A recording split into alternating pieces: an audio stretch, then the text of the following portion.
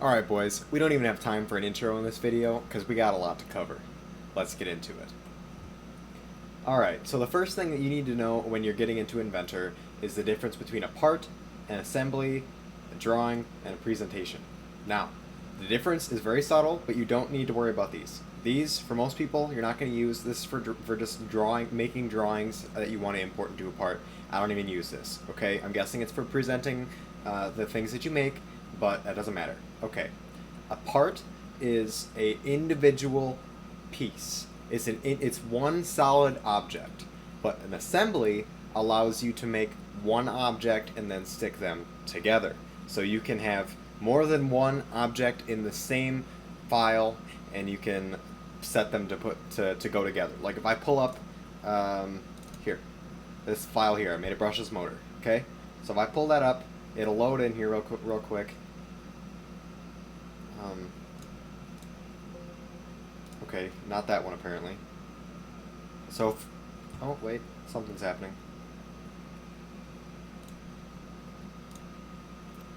Okay, so if I load up a file here, this was one I know will load. Let's pull this up. You can see more than one part. If I hover, you see this is one part, this is one part, this is one part. I can move these things. I can move these things to wherever I want. And there you go. That's what an assembly is. For this, we're going to go and we're going to create a new part.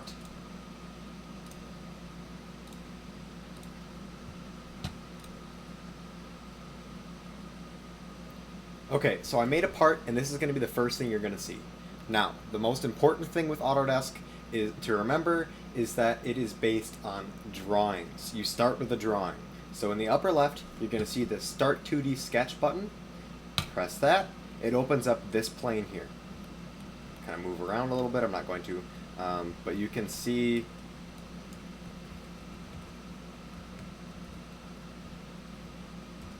Damn, Future Davis, I'm sorry for this editing. Oh. Okay, so we're in a part. Now the biggest thing you have to remember is that Autodesk is based around sketches. So you make a sketch to make an object. Alright, so if I go up here and press Start 2D Sketch, you'll see this window pop up. Damn it. Okay, so the biggest thing you have to remember about Autodesk Inventor is that it's based around sketches. Now, sketches are just 2D representations of a 3D object. Now, that might sound complicated, but trust me, it's easy, alright? So all it is you start a sketch and you open up with this, okay? So say I want to select the XY plane to do a drawing. I can click on XY plane and it opens up to this 2D view. Now, in order to create an object, you draw the object. So I want to create a box. There we go. I can go through here, set the dimensions. You see the two scale bars right there, right? So I want to make an inch by an inch by an inch cube. Go inch by inch, and I'm just using tab, enter, creates an inch by inch cube, or sorry, inch by inch square. Finish sketch, and now you see this 3D representation of a 2D sketch. So, if you want to make this 3D, there's a few different ways you can go about this depending on your desired outcome. We wanted to make an inch by an inch by an inch cube. So we'll go over here and we'll use this extrude tool. Use the extrude, it automatically defaults to an inch. I could set that to 50 inches and it'll do that, or I can set it back to 1 inch. If I press OK, now we've got a cube. Spin around it, take a look at that bad boy. Real cool. Alright, so there's also a couple other different types of ways that you can extrude an object. There's the revolve feature. You select a face, and you can select an axis, and it's going to revolve around there. So now we've went through and created a circle, 3D circle.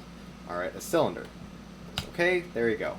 Can also, I don't use these tools at all, so we're not going to worry about them. The one that I do use, however, is emboss. So if I take that, do that, and then I select the front face, it automatically goes to the front face, and I can select emboss. Sorry, you have to start a sketch first. Start a sketch, make some text, and you can emboss that text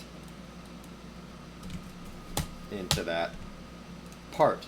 So we got test, finish, go back, and then we go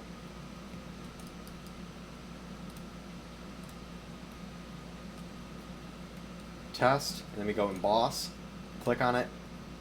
We're going to go 0.1 inches cut. Select profile, okay. There we go, cut. I think that'll do what I want it to do. Press OK. There you go, embossed. You can emboss text. Alright, now there's also some important tools you need to be aware of in here. So say I want to go through and make a nice little rounded edge. Fillet, perfect tool for that. Click, bam, fillet, done, nice and smooth. You can also create threads, chambers, chamfers, sorry, which is just a fillet, which I know I'm pronouncing that wrong, which I'm pretty sure I'm pronouncing that wrong, but get over it. Make a chamfer, whatever. You can also shell objects out, click on there, and it'll pull it up eventually. There we go, thickness, okay. If it would work. But apparently my program's not going to work for me right now, so we're going to ignore that.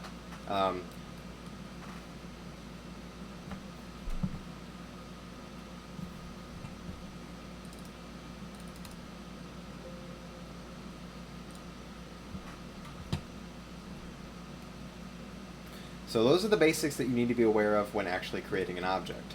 So if we now say we want to remove something from this object, we can go over here, start 2D sketch, and then we can select any face of this cube. Now say I want to create a circle going right through the center of this top face. I can select create sketch or start sketch like I already did, and then click here. Okay, click start sketch like I already did, then you click here. Alright, it creates a sketch. So now we've got the sketch and we've got these edges selected around here, and those are just a reference point for the sketch. This is how big the sketch actually is. So if I go through here, click circle, it'll pull up the circle tool, and then you can see those lines start to form. Now those are snap points. Snap points can be any two intersecting lines. Snap points they don't really even have to be two intersecting lines, they can just be a point, but that's basically all you need to know about snap points, is that you can snap to lines, and it is an extremely important feature. You will use that constantly. So now we select the mid part of that of the snap points right there, and then we can create the circle. We're going to go 0.5 inches, and we've got a circle. Finish sketch, and same drill. We're going to use extrude, and then we're going to select that circle we just created, and instead of extrude out, we're going to select cut. Now there's four options here. The most important ones are join and cut. These two you don't really have to worry about all that much yet. Go cut, and it'll automatically flip it around. Now say we want to make this 0.5 inches, and we press OK. There we go. We've got a circle halfway through our cube in the center-ish, not including the, yeah, it's a little rounded there, so it's not quite centered, but you kind of see what's going on here.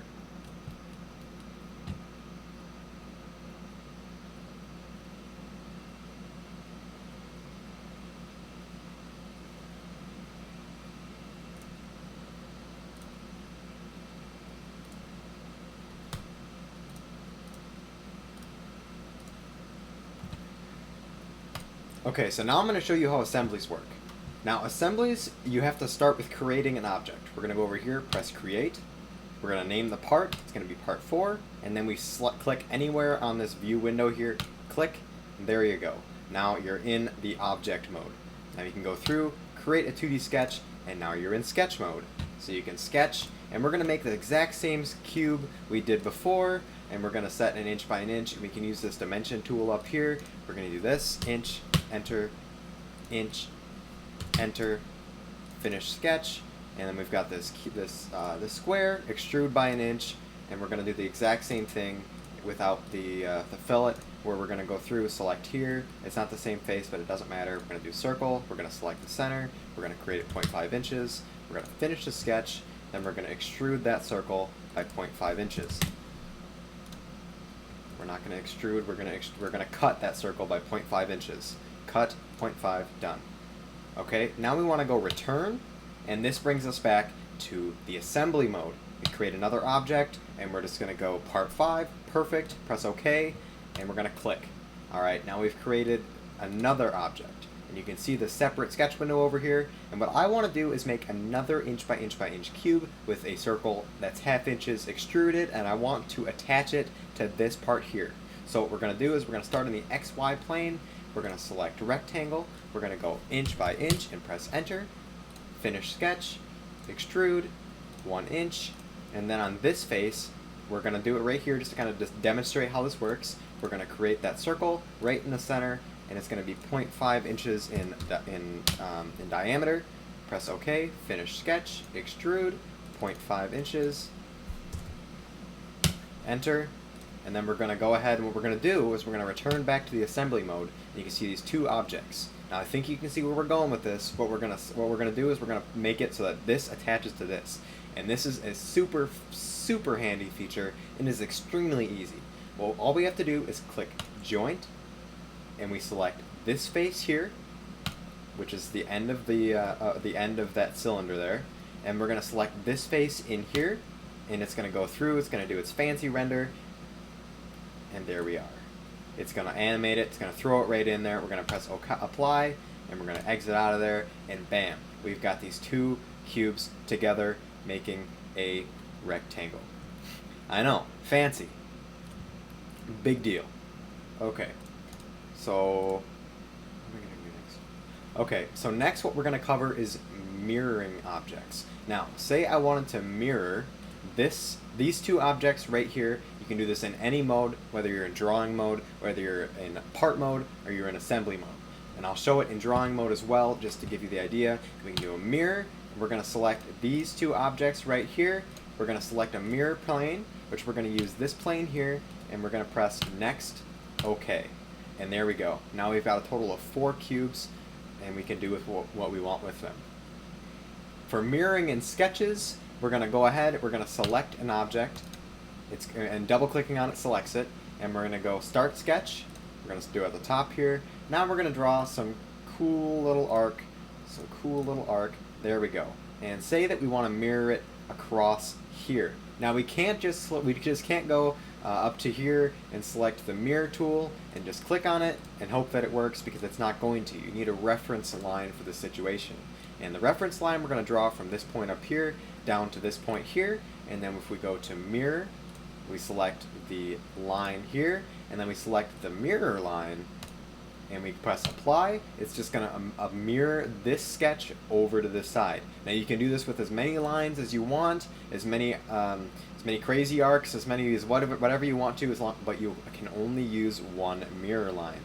You can press Control and click on the lines to select it so you can mirror it. And I can just show that right here. If I do this, unselect that, and go mirror, and let me go mirror line, because I already have those selected. We can select right there, press apply, done, and there it is. Another important feature to understand is the rectangle, is patterns. And we have two options here. We either can do rectangular patterns or we can do circular patterns. Now, rectangular patterns, say if I wanted to make this circle, I wanted to make 4 of them, one here, one here, one here, and one here. It's really easy to do. All we have to do, the first thing we have to do is create a reference line, and since we're going in 2 different directions, I always recommend that you use 2 reference lines just to make sure that you have the angles correct. So now if we want to make those 3 other circles, we can do a rectangular pattern, select the circle, select direction 1, use this line here. We're going to go up by 0.5 inches, 0.5 inches, and then we're going to select this line here, and we're going to go over by 0.5 inches. There we go. Press OK, and there we have it. We have a rectangular pattern. Now, circular pattern is even easier, especially with circles. So what we can do is we can select this here circle here. Now say we want to make a bunch of circles of this circle around this circle. Now it doesn't have to be a circle, you can use whatever you want, but circles tend to be easiest. So say I wanted 6 of those bad boys. Go right there, press OK.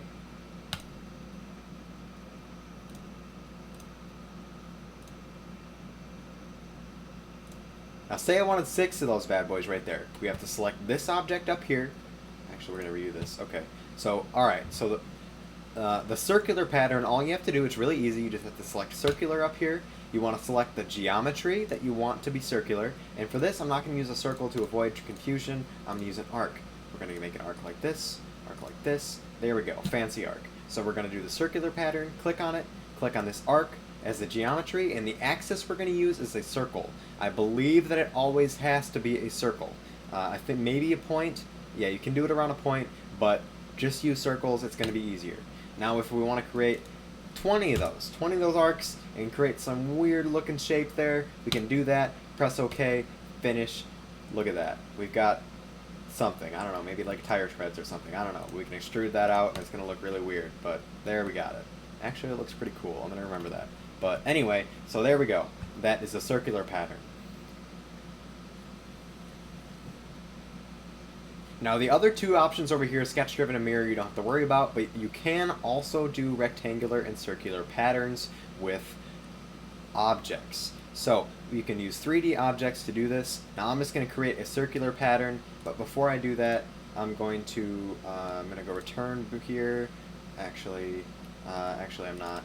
I'm going to go in here and say we wanted to create this cylinder here. We wanted to make it circular all the way around here, do some weird stuff. We're going to go ahead and we're going to select circular pattern. We're going to select, okay, apparently since this is part of the assembly you can't select that, but we'll select this. Rotation axis, we'll just do this. There we go. See? Fancy. You can do that with anything. You can also tell it to stay in place, so that it doesn't kind of automatically do the circular thing, rotational. But there we go. Now we got 6 of them. And we've made our crazy circular cylindrical structure even crazier. Alright, there we go. And the final thing that I'm going to cover in this video, unless I think of anything to add later on, is we are going to explain how to export these files. Now, for me, I always export to an STL so that I can use it for 3D printing. But it's not what you think. Most people would think you go up here, you go to export, and you can export it like that. You can't. For 3D printing, you have to do it this way. So you go up to File, and I had to look this up at first because I had no idea. It's like, why is it this way? But you have to go to File, you have to go to Print, you have to go to Send to 3D Print, 3D Print Preview. So we click on that option there. It's going to take a second to load it up, and there we go. It automatically creates a mesh. It kind of renders it kind of cool, kind of looks interesting. And we can take that, we can select the file format from up here, STL, and we can go into the options, mess with these if we want to, but we're not going to. And then we're going to go Save, Copy as in the upper left. And then we can save it as whatever we want to, and there you go. You have a 3D printable file. You can also export, but like I said, there isn't a whole lot in here that's actually worth a while. You know, normal save stuff, but that's what we got. Alright everybody, I really hope you enjoyed this video on Autodesk Inventor in 10 minutes. You know, I know I've went quick, I know that this is a very brief overview, but this is all you need. This is all you need to get started designing, to get started creating your projects, your dreams. This is all you need to get started. I really hope you found some value in this video. If there's anything that you would like me to cover over a little bit more in depth, go ahead, reach out to me in the comments. I always answer, and I will let you guys know, and we can go through and we can set that up. But anyway, like I said, I hope you have a great day. I know most of this outro is going to be edited out, so thank you, Future Davis. You deserve that, buddy.